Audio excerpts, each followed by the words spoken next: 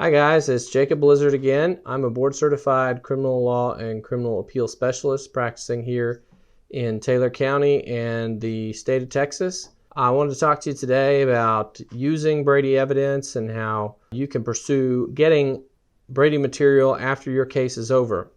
Brady material, if you will remember, is that material which is favorable to the defense in some way. It's exculpatory, tending to show you're not guilty, or tending to mitigate your punishment.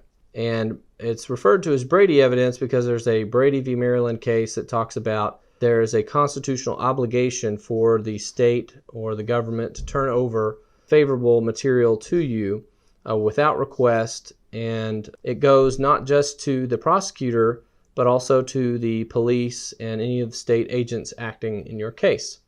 So if someone gathered an inconsistent statement or a piece of evidence or knew some fact which they did not disclose to you, which would have been exculpatory or mitigating to your case, then you could be entitled to relief because of that failure to disclose that evidence. So how do you discover that evidence? Well, you've been convicted, you're in prison, or you've suffered some consequence as a result of a trial or a guilty plea where there was no evidence that would have been exculpatory provided, because the very nature of Brady material is that it's hidden.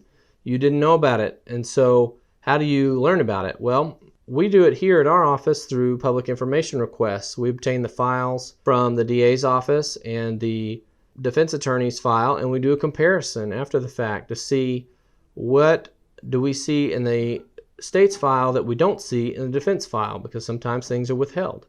We also go to the state agencies that would have been involved, whether that's the Department of Public Safety, Sheriff's Office, police departments, CPS, whoever it may have been that was involved in your case and or in the case, and we try to elicit that material that may have been gathered by the police that wasn't forwarded on to the district attorney's office. Because again, if you can find evidence in the police files that wasn't in the district attorney's files, they still were obligated to produce that to you, and that could be an avenue for release.